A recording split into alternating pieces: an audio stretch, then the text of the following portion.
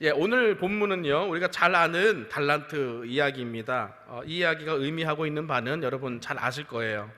그런데 여러분, 오늘은 이 이야기 저변에 있는 세계관에 관해서 이야기하고자 합니다. 세계관이란 무엇인가? 어려운 말로 하자면은 세상을 바라보는 관점을 이루는 중요한 전제들이 모여서 형성한 그런 인식의 틀이라고 할 수 있고요. 쉽게 말하자면은 세상을 보는 안경이다라고 말할 수 있습니다. 그러니까 내가 쓰고 있는 안경이 어떤 안경이냐에 따라서 사건과 또 사물을 바라보는 시각과 해석이 달라진다는 것이죠. 오늘은 이것을 좀 인지적인 차원에서 한번 생각해 보려 합니다. 심리학이나 코칭에서 쓰는 단어 중에 인지 필터라는 단어가 있습니다. 사람이 무엇인가를 인지하기 전에 그것을 경험하게 하는 필터가 있다는 것이죠. 세상에 수없이 많은 정보들이 흩어다닙니다. 지금도 빛이 있고요, 색깔이 있고, 또 냄새가 있고, 또 우리가 맛도 보고요, 소리도 듣고요. 근데 이 외에도 오감으로 경험할 수 없는 또 보이지 않는 세상 가운데 있는 정보들이 이 세상에 가득합니다. 근데 여러분, 시각을 한번 예로 들어보면 우리의 망막세포는요, 한 1억 개가 존재한다고 합니다. 그 중에 뇌로 전달되는 그 정보는요, 한 500만 개밖에 안 됩니다. 그러니까 5% 정도만 시각 정보가 뇌로 전달된다는 것이죠. 그런데 여러분, 이 5%에 불과한 정보도 사실이 아닐 수 있는데 그 이유는 우리 뇌가 그 정보를 처리하는 방식 때문에 그렇습니다. 뇌가 정보를 처리하는 데는 일종의 왜곡이 있습니다. 그것 때문에 우리가 착시 현상을 겪기도 하고요, 또 잔상 현상도 겪기도 합니다. 그리고 이 뇌는요, 늘 우리가 경험하던 방식으로 모든 것을 해석하려는 경향이 있습니다. 그러니까 물건이 점점점 시간을 두고 작아지면은 뇌가 어떻게 인식하냐면은 멀어지는구나 이렇게 생각하는 거예요. 우리가 늘 멀어질 때 물건이 작아지는 것을 우리가 경험했잖아요. 그러니까 뇌는 항상 익숙한 방식으로 어떤 사건을 이제 해석합니다. 그러니까 사람은요, 늘 자기가 경험하던 대로 정보를 처리하는 것입니다. 그런데 사람은요, 또 그 제한된 정보도요, 제대로 다 처리하지 못합니다. 만약 여러분에게 수없는 많은 소리를 들려주면서요, 그 많은 정보들 가운데에서 의미 있는 그 결론을 도출해라 그러면 어떻게 할까요? 우리 정신에 과부하가 걸릴 거예요. 우리가 어떤 소리에 집중하면요, 나머지 소리는 다 포기해야 돼요. 그렇죠? 그것처럼 우리가 같은 많은 일들을 동시에 우리가 수행한다고 해봅시다. 음악 소리를 들으면서 강의 소리도 듣고요, 그 다음에 아기가 우는 소리도 들어야 되고요, 그 가운데 또 가스레인지 물 끓는 소리도 들어야 되고, 그러니까 많은 소리, 많은 정보들이 우리 가운데 이렇게 겹쳐서 올 때 우리는 그 무언가에 집중하기 위해서는요, 나머지 것을 포기해야 됩니다. 그러니까 막 떠드는 소리 가운데 공부를 잘하는 사람은요, 이 인지 필터가 발달된 사람이라고 할 수 있습니다. 공부에만 집중하고 다른 모든 정보는 다 무시해버리기 때문이죠. 만약에 우리가 어떤 것에 우리가 집중하겠다고 마음 먹는다면은 그건 의도적으로 우리가 이 필터 기능이 이제 활성화된 것이겠죠. 근데 여러분, 이 필터가 꼭 의도적으로만 켜질까요? 그렇지 않습니다. 사람은요, 이 필터가 자동적으로 켜집니다. 우리가 어떤 말을 들을 때 어떻게 작용하는가 하면은 거의 우리 안에서 일정한 패턴을 보입니다. 누군가의 말을 들으면요, 똑같은 정보도요, 이 사람한테 들으면 삐딱하게 들리고요, 이 사람한테 들리면요, 좋게 들립니다. 우리가 그것을 있는 그대로 이야기를 듣기보다는 거기 하나하나에 우리의 해석이 부여가 된다는 것이죠. 늘 하던 방식으로 해석이 부여돼요. 그러니까 그 해석이 부여되는 방식은 거의 전자동입니다.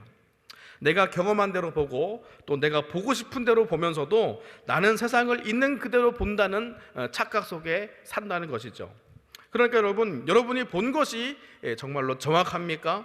여러분이 들은 것 가지고 내가 정말 들었다고 얘기할 수 있겠습니까? 각자 보면서도 다른 것을 보고요, 각자 다른 것을 듣는데 내가 보고 내가 들은 게 정확하다고 생각합니다. 오늘 이 설교를 듣는 여러분들도요, 다 돌아가셔서 이 말씀을 한번 나눠보라고 하면은 다 다르게 나누실 거예요. 그러면서도 여러분, 내가 보았다, 내가 들었다, 이렇게 얘기합니까? 정말입니까? 정치적으로 다른 견해를 가진 사람이 아무리 자신의 견해를 주고받는다고 해도요, 상대방의 말이요 들려오지 않습니다. 여러분, 그 신천지에 빠진 사람은 열심히 비유와 말씀의 짝을 맞춘다 그래요. 그래가지고 교회 와서 설교를 들으면요 하나도 들어오지 않는답니다. 그것처럼요, 우리가 어떤 세계관 속에서 사는 사람들은 다른 세계를 살아가게 된다는 것이죠. 그러니 여러분, 어떤 세계관을 가지느냐에 따라서 내가 어떻게 살아가느냐, 그것이 결정이 됩니다. 여러분 가운데 만약에 기독교적인 세계관에 뿌리 내리고 있다면은 말씀이 들리고 비유가 와닿고 은혜가 은혜로 받아들여질 겁니다. 그러나 만약에 세속적 인본주의에 빠져 있다면은 아무리 말씀을 주어도 들어오지 않고 마침내는요 그 세계관이 우리를 지옥 문 앞까지 데리고 가버린다는 것이죠. 흔히 기독교적 세계관을 창조, 타락, 구속이라고 합니다. 신은 어떤 분이고 또 나는 누구이냐에 따라서 이 세상은 어떤 세상이고, 그리고 이 세상의 문제는 어디에서 왔고 어떻게 해결해야 되는지가 보입니다. 세계의 기초를 이루고 있는 그 신은 누구이냐, 무신론이냐 유신론이냐, 유신론 중에서도 일신론이냐 다신론이냐, 그리고 일신론 중에서도 이 하나님을 어떤 분으로 이해하고 있느냐, 이것이 우리 세계관에 영향을 미칩니다. 더 나아가서 하나님이 어떤 존재냐에 따라서 그분이 창조하신 내가 어떤 존재이고 또 어떤 세상인지가 이해가 되는 것이죠. 하나님이 사람을 창조하셨는가, 아니면 사람은 그냥 긴 시간 동안 의미 없고 목적도 없이 우연히 생겨난 존재냐, 이 관점에 따라서 우리 인생의 의미는 무엇이냐, 우리 인생의 문제는 무엇이며 무엇을 향해 가야 하는가가 결정되는 것입니다. 여기까지 좀 복잡하게 왔는데요, 오늘 우리가 주목해서 보고자 하는 것은요 이것입니다. 왜 한 달란트 받은 사람은 주인을 굳은 사람으로, 심지 않은 데서 거두는 불의한 사람으로 보았느냐의 문제입니다. 하나님을 어떤 분으로 보느냐, 그리고 그분이 만드신 세상을 어떻게 보느냐, 이것이 이 문제의 핵심입니다. 먼저 2달란트 받은 종과 5달란트 받은 종은요 주인을 어떻게 보고 있습니까? 성경에 구체적으로 나와 있지는 않지만 그 종은요, 두 종은 가서 열심히 장사해서 이윤을 남겼다 하고 했습니다. 이들은 주인을 어떤 식으로 본 거예요? 나중에 반드시 결산하실 분으로 본 거예요. 그리고 지금 나에게 준 시간은 유한하다는 것을 인식한 겁니다. 이 마태복음 25장에 나오는 세 비유, 열처녀, 달란트, 양과 염소의 비유는 모두 종말론적인 비유입니다. 그러니까 주인이 마지막 날 다시 오시는 그 시간 동안 나는 열심히 일해야 된다라고 이 두 종은 생각한 겁니다. 반면에 이 한 달란트 받은 종은 주인을 어떤 식으로 생각했을까요? 열매를 기대하시는 주권자로 보지 않고 이윤을 추구하는 분으로 삐딱하게 봤습니다. 심지어는 그 주인의 주권을 부정적으로 바라봅니다. 심지 않은 데서 거두는 그런 불의한 분으로 보고 있다는 것이죠. 이 두 부류가 가지고 있는 관점의 차이는 또 존재하는데요, 본문을 통해서 우리가 유추할 수 있는 것이 또 하나 있습니다. 그것은 바로 이 달란트의 가치입니다. 한 달란트는 6천 데나리온의 가치를 가졌습니다. 한 데나리온은 하루 품삯입니다. 그렇다면은 한 달란트는요 품꾼이 6,000일 동안 한 푼도 쓰지 않고 모아야 만질 수 있는 돈이고, 이것을 금시세로 말하자면요 30억 원에 달하는 돈입니다. 그러니까 이 가치를 어떻게 보겠습니까? 여러분은 이 돈의 가치를 어떻게 보시겠습니까? 만약에 여러분의 상관이, 주인이 여러분에게 30억 원을 맡기고 갔다면 여러분은 어떻게 생각하겠습니까? 일단 저라면은 부담 이전에 인정받았다고 좋아할 것 같습니다. 그 주인이요 멀리 갔다 오랜 후에 돌아왔다고 그랬거든요. 그러니까 얼른 돌아오지 않은 건 뭘 얘기하는 거예요? 이 종들을 신뢰했다는 것입니다. 근데 여러분, 이 거금을요 평생 종이 만질 수 있었겠습니까? 그렇지 않죠. 이것은 완전 가문의 영광입니다. 이 돈의 이면, 가치 이면에 뭐가 있냐면은 신뢰와 그리고 영광이라는 가치가 있는 것입니다. 그런데 이 한 달란트 받은 종은 이것을 어떻게 생각합니까?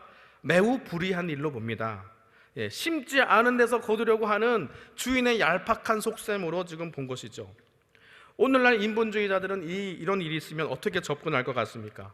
왜 똑같이 분배하지 않느냐, 이것으로 물고 늘어질 것입니다. 배고픈 건 참아도 배 아픈 건 못 참는다는 말이 있지 않습니까? 이것은요, 그냥 장사해서 남길 문제가 아니고요, 이건 스탑해야 된다. 그날부로 머리 두르고 공장 스탑 시킵니다. 그냥 이것은 게으름의 문제 이전에 이것은 세계관의 차이입니다. 주인을 어떻게 보느냐, 그리고 여기에 따라서 내 인생을 어떻게 사느냐의 문제가 달려 있습니다. 우리에게 건강과 시간과 물질을 주시는 하나님을 어떤 분으로 보느냐, 거기에 따라서 내가 오늘 어떻게 사느냐가 달려 있다는 것이죠. 여러분, 이것을 굉장히 중요한 문제로 보셔야 합니다. 2달란트 받은 자와 5달란트 받은 자는 정의가요, 하나님의 주권이 이루어지는 문제로 보았고, 1달란트 받은 자는요, 정의의 주체이신 하나님은 제쳐두고 자기가 정의가 된 것입니다. 그래서 자기가 하나님을 판단하고서는 하나님을 불의한 분으로 보고 있다는 것이죠. 정리하자면 우리는 정의란 하늘에서 이룬 것이 이 땅에도 이루어지는 것을 정의라고 보지만, 세속적 인본주의는 정의를 분배적 정의라고 보는 것으로 정리할 수 있겠습니다. 여기 관해서 좀 깊이 더 살펴보면은 하나님을 어떤 분으로 인식하느냐, 거기에 따라서 하나님께서 통치하시는 이 세상에 대한 인식이 결정이 됩니다. 여러분들 오늘 이 세상을 한번 쭉 돌아보십시오. 온갖 부조리와 부정의가 넘쳐나죠. 그런데 이 문제는요, 창조, 타락, 구속의 세계관으로 볼 때 어떻게 해야 해결될 수 있습니까? 하늘에서의 뜻이 이 땅에서 이루어지듯이 하나님의 뜻이 이루어지는 것이 해결책이 되는 것이죠. 그래서 하나님이 주시는 구원과 회복의 역사가요, 온 땅 가운데 편만하게 선포되고 이루어져야 합니다. 그러면 그런 일들은 어떻게 이루어집니까? 빌립보서 2장 12절 13절 말씀은 이렇게 증거합니다. 그러므로 나의 사랑하는 자들아, 너희가 나 있을 때뿐 아니라 더욱 지금 나 없을 때에도 항상 복종하여 두렵고 떨림으로 너희 구원을 이루라. 너희 안에서 행하시는 이는 하나님이시니 자기의 기쁘신 뜻을 위하여 너희로 소원을 두고 행하게 하시나니. 아멘. 이것이 오늘 달란트 본문과 매우 비슷합니다. 나 없을 때에도, 그죠? 두렵고 떨림으로 구원을 이루라는 말은 맡기신 사명을 감당해라, 이 말이죠. 그리고 이들이 나아가서 장사했듯이 우리에게 사명을 주셨는데 그 사명을 무엇으로 이루어가라고요? 마음에 소원을 두고 이루어가라. 그 말씀이죠. 여러분, 구원받은 자에게 꼭 있는 것이 뭐냐면은 그것은 사명입니다. 다시 말해서 여러분, 사명 없는 구원 없습니다. 물론 부끄러운 구원도 있겠지만 여러분, 가야 할 길 없는 막연한 구원이 없습니다. 우리에게는 항상 갈 길이 있습니다. 우리에게 맡기신 달란트로 열매 맺는 삶이 결국에는 사는 길이요 구원길로 가는 길입니다. 우리는 주님께서 오실 날까지 우리의 사명을 다해야 합니다. 근데 소원이, 그것을 어떻게 이룬대요? 소원을 두고 행하게 하신대요. 소원이 뭡니까? 열망이에요. 여기에 관해서 영어 성경은요, 의지를 뜻하는 will이라는 단어를 씁니다. 그리고 세 번역에는 염원이라는 단어를 썼고, 또 현대인의 성경에는 자발적인 행동이라는 단어를 썼습니다. 하나님은 그분의 뜻이 이 땅 가운데 이루어지는 것을 어떤 방식을 통해서 이룬다고요? 우리의 소원을 통해서, 열망하는 일을 통해서. 이것을요, 기도라고 표현해도 좋고요, 열정이라도 표현해도 좋고, 또 다른 말로는 욕망이라는 표현으로 써도 좋을 것 같습니다.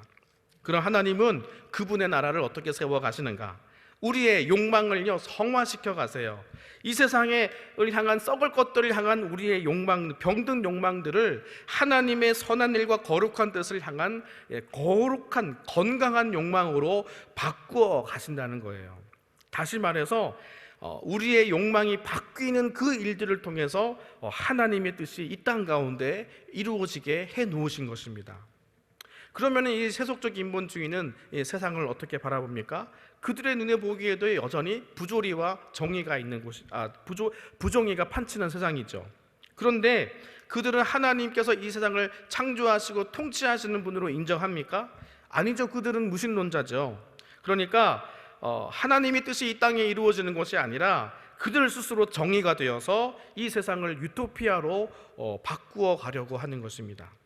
그래서 여러분, 이 세상의 부조리를 알고 또 하나님이 없다는 무신론에 빠진 사람들은 자연스럽게 어디로 가는가 하면은 세속적 인본주의, 더 나아가서 사회주의와 공산주의로 빠지게 되어 있습니다. 무신론자에게 있어서 인간의 가능성을 무한대로 믿고 모든 분야에 있어서 진보와 진화를 이루어가는 이것만큼 더 매력적인 이론은 없습니다. 왜 이 세상에 이렇게 참혹한 곳이 되었는가? 바로 이 인간의 욕망 때문이다. 그러니까 그들이 가진 소유를 평등하게 공평하게 나누어 주자, 생산수단을 공유하고 많은 사람들의 수입을요 배급으로 바꾸자. 그래서 뭔가 더 가지고 싶어하는 인간의 욕망을 아예 꺾어버리자. 그래서 인본주의가 발달한 그런 나라들은요 공공재, 공유화 이런 말들을 자주 씁니다. 그리고 그것을 이루기 위해서 국가의 능력을 한없이 확장합니다. 자유시장 경제 질서에 개입하고요, 기업보다 국가가 더 부유해야 하고요, 국가가 선과 악을 판단하는 그런 정의가 되기에 국가에게 모든 일을 일임해야 한다고 주장합니다. 이들은요 사람의 욕망 자체를 죄악시합니다. 더 가지기를 염원하는 욕망, 더 높은 곳에 서고자 하는 욕망을요 아예 짓밟아서 모든 노동의 가치를 다 평균화해버립니다. 노동 현장에서 일하는 노동자와 또 사업가가 온갖 리스크를 감당하고 일하는 그 한 시간 똑같은 가치를 부여합니다. 그래서 모든 이들이 공평하게 사는 세상을 꿈꿉니다. 말만 들어도 얼마나 좋은 세상입니까? 그러나 여러분, 실상이 그렇습니까? 러시아 거리에는요 젊은이들이 삶의 의욕을 잃어버리고 술에 취한 젊은이들이 즐비합니다. 그리고 또 같이 다 잘 살자는 공동부유라는 슬로건을 내건 이 중국은요 시장 경제에 역행하고 있다가 지금은 모든 자산가들이 탈출하고 해외 자본들이 다 이탈로 극심한 가난을 겪고 있고요, 심지어 농촌뿐 아니라 도시에서도 식량 문제로 사람들이 쓰레기통을 뒤지고 있습니다. 여러분, 과연 인간의 욕망을 거룩한 욕망으로 바꾸는 일 말고 그 욕망 자체를 없애는 것이 해결책이 될 수 있을까요? 우리는 하나님께서 하나님의 형상을 따라서 욕망이 있는 존재로 창조되었습니다. 그러므로 욕망은 없애야 될 것이 아니라 거룩하게 회복해야 될 대상인 것이죠. 마지막으로 우리가 다루기 원하는 주제는요 가치의 문제입니다. 하나님의 나라는요 상속받는 곳입니다. 공평하게 배급이 이루어지는 곳도 아니고 능력에 따라 연봉을 받는 곳도 아닙니다. 세속적 인본주의자들이 제일 싫어하는 것은 무엇일까요? 물론 시장 경제 체계죠. 그걸 두고 자본가들이 득세하는 세상이라고 자본주의라는 별명을 붙여놓았는데, 사실은 자본주의라는 말은 나쁘게 의도된 말이고 사실은 자유시장 경제 체제라는 말이 맞습니다. 그런데 이 세속적 인본주의자들이요 자유시장 경제 체계에서 제일 싫어하는 게 뭐냐면 상속이에요. 물려받는 것. 상속은 땀 흘리지 않고 얻는 것이기에 땀을 귀한 가치로 여기는 그들의 가장 싫어하는 것이 당연하죠. 땀을 흘리는 것에 가치를 두는 것은 물론 좋은 일이죠. 하지만 인본주의의 시각으로 볼 때 이 구원의 문제는요 거저 얻는 것이기에 이만큼 이 정도로 비상식적인 게 없습니다. 그리고 우리가 가는 하나님의 나라는요 하나님의 자녀가 되어서 물려받는 상속의 개념입니다.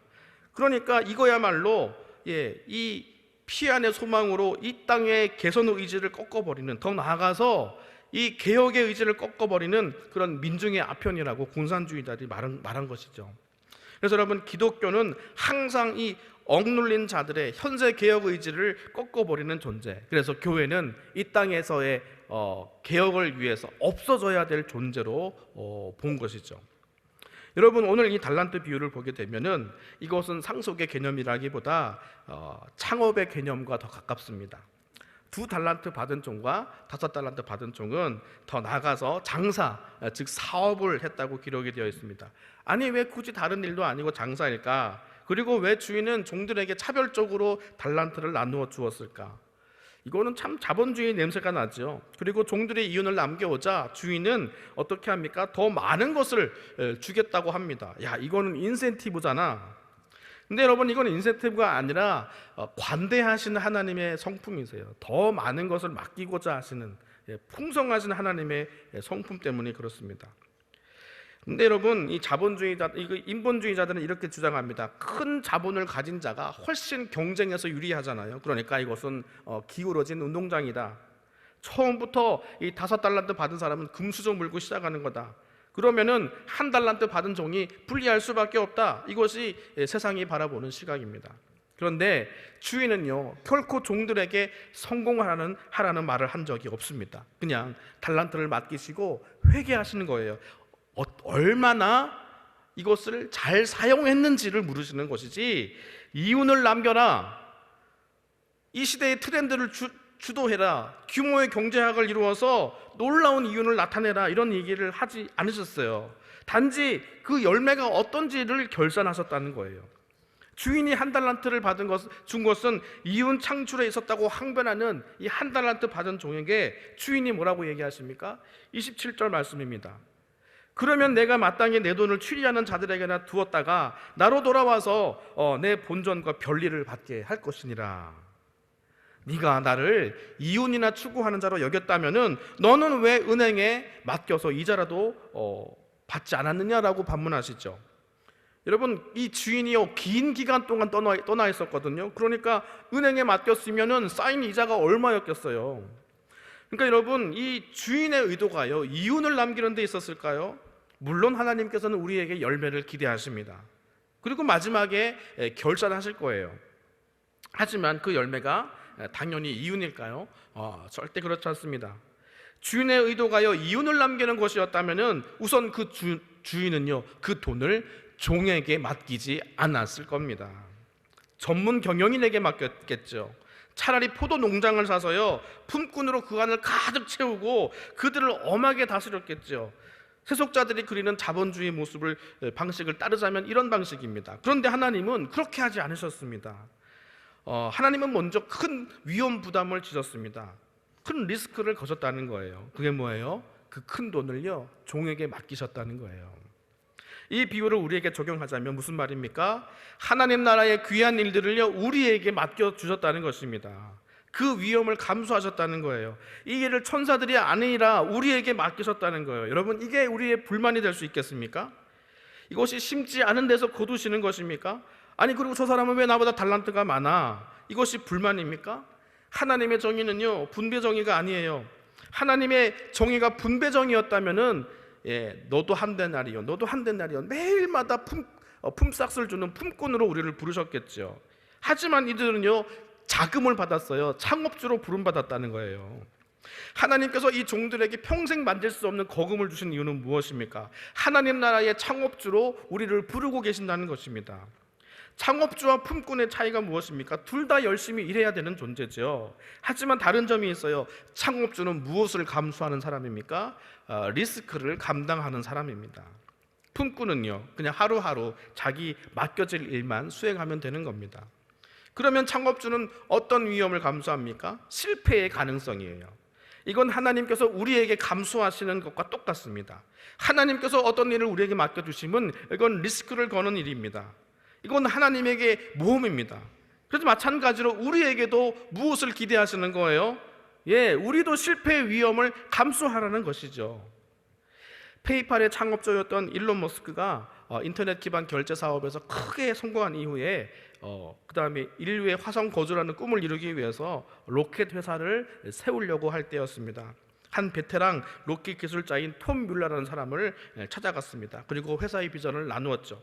그리고 함께 할 것을 제의했는데 이 톰 뮬러가 이 일론 머스크에게 무엇을 요구했는가 하면은 2년치의 월급을 요구했습니다. 로켓 산업에 대해서 아무것도 모르는 이 사업가가 제시하는 일에 자기의 인생을 걸고 싶지 않았습니다. 그래서 혹시 당신의 이 사업이 실패할지도 모르니 미리 내 연봉의 2년치를 주시오라고 했던 것이죠. 훗날 일론 머스크가 이때를 기억하면서 이렇게 말했습니다. 나는 톰에게 공동 창업의 뜻을 가지고 접근했지만 그가 2년치 봉급을 요구했을 때 나는 그가 단지 직원이라는 것을 알았다라는 것입니다. 창업주라고 손을 내밀었는데 그 사람이 스스로 직원이기를 자처했다는 것이죠. 여러분, 일론이 가진 건 무엇이었습니까? 큰 자본이 있었고 열정이 있었습니다. 비전이 있었죠. 그럼 탐이 가진 것은 무엇이었을까요? 돈은 없었습니다. 하지만은 열정과 기술이 있었죠. 그들이 함께 불확실한 미래를 향해서 이 리스크를 함께 감당하기로 결정했다면 그 결과는 어떠했을까요? 사랑하는 성도 여러분, 하나님은 여러분을 품꾼으로 부르신 것이 아니라 아들로 부르셨습니다. 자녀로 부르셨어요. 장차 그 나라를 상속할 자로 부르셨다는 것입니다. 창업주로 부르신 거예요. 왜냐하면 하나님의 부르시면 항상 무엇이 있냐면은 바로 이 리스크가 있기 때문입니다. 한 달란트를 땅에 묻어둔 사람은 단지 게을러서 그렇게 한 것이 아닙니다. 무엇을 하기 싫어했다는 거예요? 위험 부담을 지기 싫어했다는 거예요. 한 달란트 받은 종은 주인에게 실패에 대해서 책망받을 것이라 생각했습니다. 하지만 정작 주인은 무엇으로 책망하셨습니까? 실패를 책망하신 것이 아니라 위험 부담을 지지 않는 것으로 책망하셨습니다. 그리고 그것을 게으르고 악한 것으로 보신 것이죠. 사랑하는 성도 여러분, 하나님의 나라는 심노하는 자의 것입니다. 소원하는 자가 들어가는 곳입니다. 들어가기를 힘쓰는 자가 들어가는 곳이 바로 천국이심을 믿으시기를 바랍니다. 그래서 여러분, 우리 주님이 나를 따르라 라고 말씀하시는 것은요, 그래서 우리가 어떤 말로 들어야 되냐면은 위험을 감수하라, 희생을 감수하라 라는 말로 들어야 됩니다. 주님이 부자 청년을 부르셨습니다. 모든 재산을 다 팔아 가난한 자들에게 다 나누어 주고 나를 따르라고 말씀하셨어요. 주님이 부자 청년에게 요구하신 것은 무엇입니까? 돈인가요? 가난한 자를 구제하는 것이 절대 선이라서 그런 일을 요구하셨나요? 아니에요. 네 삶을 나에게 다 걸 준비가 되었느냐 하고 말씀하신 거예요. 부자 청년은 큼지막한 돈이었으면 걸었을 거예요. 하지만 자기의 삶을 걸지 않았기에 하나님 나라를 유혹으로 받지 못했습니다. 하나님이 여러분에게 요구하시는 것은 무엇입니까? 그깟 돈입니까? 아니에요. 우리는 하나님이 가진 것에 비하면 아무것도 없습니다. 우리가 감수해야 할 것은 무엇입니까? 내 삶의 리스크라는 것입니다. 우리의 열정과 헌신은 참 고귀한 것이지요. 하지만 그것을 어디에다 투자해야 될까요? 리스크가 있는 곳에 투자하셔야 됩니다. 어디다 투자하실 거예요? 가능성 있는 주식이에요? 아니요. 하나님 나라의 일에 투자해야 될 줄 믿습니다. 열정과 헌신은요, 리스크가 있는 곳에 투자해야 열매가 있고 상급이 있는 것입니다. 하나님은 여러분을 그 나라의 기업을 소유할 자로 부르고 계십니다. 한 달란트를 맡겼다는 것은요, 우리를 창업자로 보신다는 것이죠. 품꾼의 한 시간과 창업주의 한 시간은 가치가 다릅니다. 왜요? 리스크를 감수하기 때문입니다. 예수님은 남겨놓으신 12제자에게 교회의 앞날을 맡기는 위험 부담을 지셨습니다. 그리고 오늘 여러분에게 투자하시는 위험을 감수하셨습니다. 이제는 여러분들이 그 위험을 감수하실 때입니다. 이제 결단의 시간으로 나가고자 합니다. 오늘 이 세계관 이야기를 한 이유는 이 세계관이 회개되지 않으면 구원받기 어렵기 때문에 그렇습니다. 로마서 12장 2절 말씀 참 유명한 말씀이죠. 너희는 이 세대를 본받지 말고 오직 마음을 새롭게 함으로 변화를 받아 하나님의 선하시고 기뻐하시고 온전하신 뜻이 무엇인지를 분별하도록 하라. 이 세대가 가는 그 방향으로 가지 말고 무엇을 새롭게 하라고요? 마음이요. 이 마음이라는 것을 영어 성경으로 보면 마인드라고 되어 있습니다. 그런데 이것은 감정보다는 생각을 얘기하는 거예요.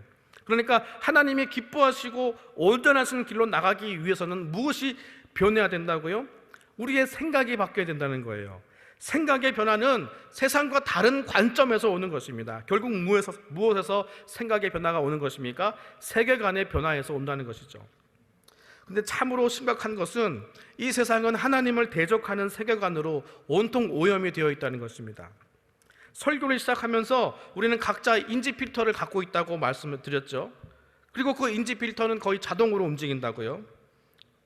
그래서 제가 100% 확실하는 것은 여러분의 인지 필터는요, 분명히 이 세상의 인본주의에 극심하게 오염되어 있다는 것입니다.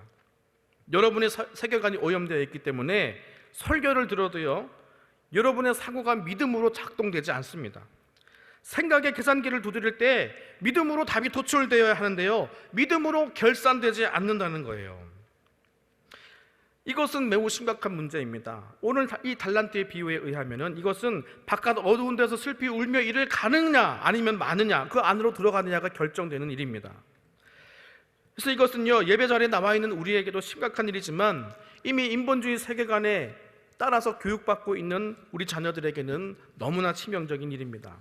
보통 지적인 능력이 뛰어난 자녀들은요, 18세 이전에 무신론자가 된다고 합니다. 그리고 평생 그것을 벗어나지 않는다고 하죠. 어릴 때부터 이 진화론적 세계관에 사로잡힌 사람들은요, 평생 이미 하나님을 떠난 사람이 되어 있습니다. 그것이 사실인가 진지한 의문을 가지고 내 마음에 제동을 걸지 않으면 이 인지 필터가 자동으로 내 안에서 작동하지도 모르고 갑니다. 여러분, 이 진화론을 가르치는데 학교가 1의 노력을 들인다면은 우리가 이것을 창조적인 세계관으로 바꾸는데 그 10배 이상의 노력이 필요합니다. 그래서 여러분, 우리 자녀들에게서 이 복음적 세계관을 회복시키지 못하면은 어쩌면 우리는 회복할 수 없는 세대를 맞이하게 될 것입니다. 그래서 여러분들에게 도전합니다. 여러분, 이 세상의 가치를 따라 살아가지 않기를 결단해야 합니다. 도시 중심이나 근교에서 좋은 환경에서 살기 위해서는 대출과 맞벌이가 필수인 시대입니다. 물론 이런 거 얘기하기 전에 얼마나 지금 힘든 시기를 살고 계십니까? 부부가 열심히 없는 시간 쪼개서 신앙생활하고 돈 벌고 고생했는데 어느덧 교회를 떠난 자녀들을 발견하게 됩니다. 그리고 이제 다 커버린 자녀들을 어찌할 수 없다고, 머리가 다 커버렸다고 합니다. 그래도 기도하고 있으니 하나님께서 그들을 구원시켜 주지 않겠느냐고 얘기합니다. 참으로 답답한 현실입니다. 여러분, 하나님을 모르는 세대를 둔 것은 누구 탓할 것이 아닙니다. 바로 우리의 선택이었다는 거예요. 자녀 대신에 나는 맞벌이를 선택한 것입니다. 여러분, 문제를 분명히 보세요. 어쩔 수 없었다고요? 아니요, 우리가 분명히 선택한 겁니다. 이렇게 될 줄은 몰랐겠지만, 하지만 자녀들이 커오는 그 오랜 시간 동안 우리는 우리의 소명을 다하지 않았던 것입니다. 주인이 오랜 시간 동안 돌아오지 않았던 것처럼 그 긴 시간 동안 우리는 우리의 기업인 가정과 자녀들을 그냥 땅에 묻어두었다는 것이죠. 가나안에 기근이 들어오면 사람들은 어떻게 합니까? 하나님이 주신 기업을 다 두고 애굽으로, 모압으로 다 가는 세태 속에서 나도 그냥 따라가 버립니다. 주님의 요한복음 14장 2절에서 내가 너희를 위하여 처소를 예비하러 가노니라고 하는 말씀을 우리가 들어서 알고 있지만 여전히 우리는 이 땅의 처소에 매여서 하나님이 우리에게 주신 기업인 자녀와 가정과 구역과 교회를 놓쳐버리고 산다면 도대체 우리의 세계관은 얼마나 병들어 있는 것입니까? 말씀대로 생각하는 기능을 다 잃어버리고 세상의 가치관대로 살아가고 있다는 것입니다. 이런 말씀을 들어도 여러분의 인지 필터는 여전히 이 말씀을 걸러내고 있을 것입니다. 그럼 이렇게 생각하시는 분도 있을 거예요. 아니 목사님, 그러면 예수 믿는 사람은 좋은 집에, 좋은 아파트에 살면 안 됩니까? 비슷합니다. 물론 여러분, 좋은 집에 사는 것이 악한 일은 아닙니다. 하지만 세계관이 다른 사람은 다른 것을 꿈꾸며 삽니다. 그리고 다른 것을 선택합니다. 이 세태가 하는 것처럼 내 인생을 은행에 저당 잡히지 마시기를 바라요.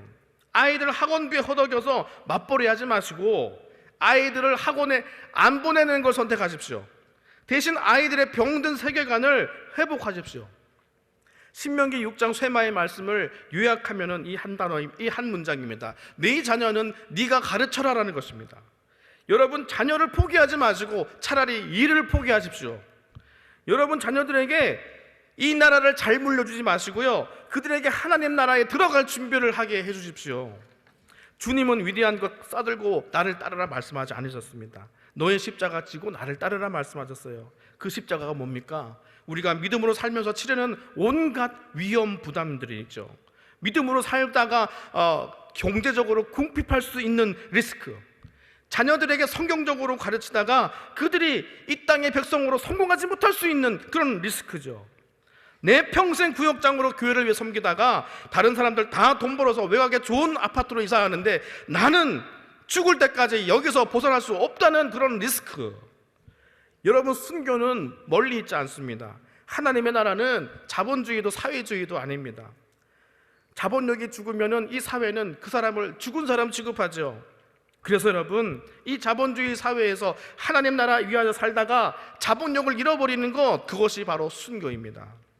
여러분, 보화가 묻혀있는 밭의 비유는 무엇을 말합니까? 달란트 비유는 무엇을 말합니까? 부자 청년 비유는요, 그리고 진주 비유는요, 다 하나님 나라를 위해서 너는 어떠한 위험 부담을 지겠느냐라는 주님의 부르심입니다.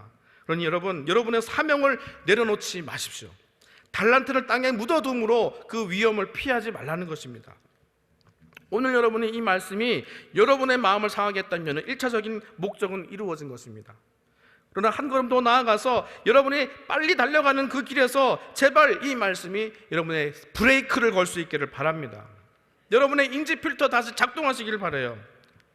이 설교를, 혈기 어린 설교를 듣지 마시고요, 그래도 누군가는 나의 변함없는 이 답답한 삶을 위해서 화를 내어주고 있구나. 여러분, 누군가 나를 위해서 울어주는 것은 나를 위로시킬 수 있어요. 하지만 누군가 나를 위해서 분노해주고 있으면요, 그것은 내가 딛고 일어설 수 있는 용기가 됩니다. 여러분, 답답한 나의 삶을 위해서 나 대신 분노해 주시는 분이 누구시냐면 그분이 바로 주님이십니다. 우리 주님은 왕이십니다. 왕은요, 잘못된 것을 바로잡는 분이세요. 왕은요, 잘못된 것을 바로잡을 때 설득하고 타이르지 않으십니다. 그분은요, 우리를 구하기 위해서 사자처럼 달려오시는 분입니다. 우리 주님은 성전에서 매매하면서 이방인들을 성전 밖으로 내모는 성전 권력에 대해서 분노하셨습니다. 여러분의 집에 만약에 강도가 든다면은 여러분 그것을 바로잡기 위해서 무엇이 필요합니까? 그것을 몰아내기 위해서 달래야 합니까? 알아듣게 설명해야 합니까? 아니죠. 분노는 함부로 쓰여서는 안 되지만 잘못된 것을 바로잡기 위해 필요한 것입니다. 하나님께서 여러분에게 시간이라는 달란트를 주셨을 때 여러분의 자녀를 살리십시오.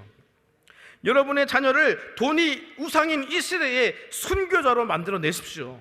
그렇지 않으면 이 마지막 때에 이 좁은 문을 통과할 자, 주님을 따라갈 자가 아무도 없을 것입니다. 하나님 나라는 리스크를 감당하고 가는 곳이기에 품꾼이 아니라 창업주로 부름받는 곳입니다. 공평한 배급이 아니라 상속자로 들어가는 곳입니다.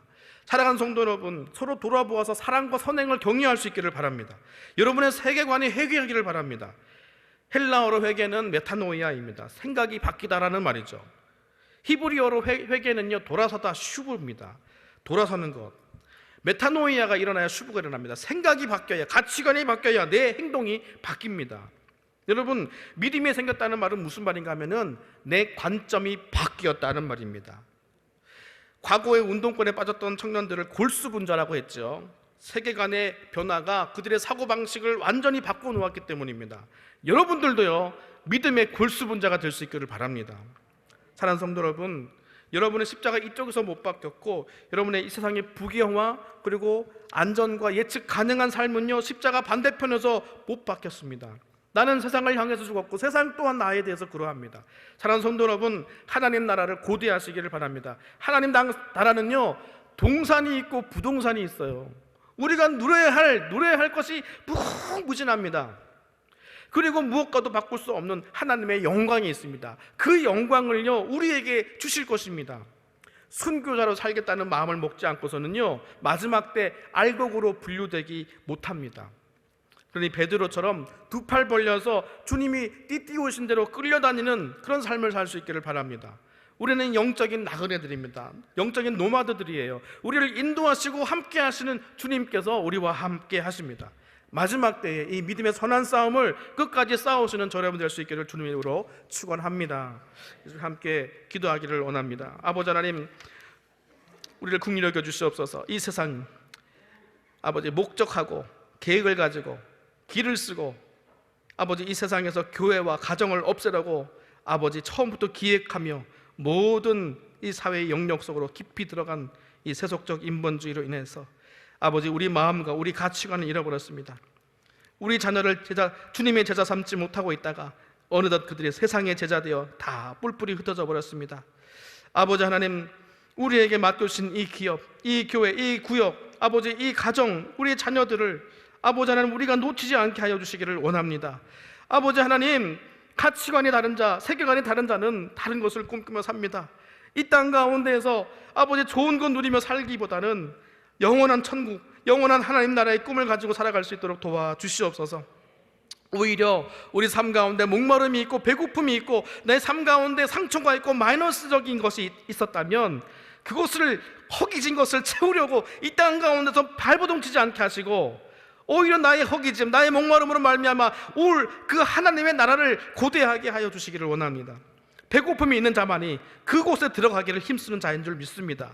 목마름이 있는 자만이 아버지 그 하나님의 나라를 소원하며 이루어가는 줄 믿사오니 하나님 아버지, 이 세상 헛된 것들을 향하여서 병들어진 우리의 모든 열정들을 이 시간 욕망들을 바꾸어서 하나님의 거룩하신 하나님의 선하신 뜻 가운데 두게 하여 주시기를 원합니다. 우리의 기호가 달라지기를 원합니다. 우리의 좋아하는 것들이 달라지기를 원합니다. 아버지, 세상을 대할 때 우리의 기분이 달라지기를 원합니다. 주님, 아버지, 거룩한 것을 대할 때에 아버지, 우리 마음과 태도가 아버지 이제는 달라지게 하여 주시기를 원합니다. 하나님 아버지, 하늘 자원으로 살게 하여 주옵소서. 이 모든 말씀 살아계신 예수 그리스도 이름으로 간절히 축복하며 기도하옵나이다. 아멘.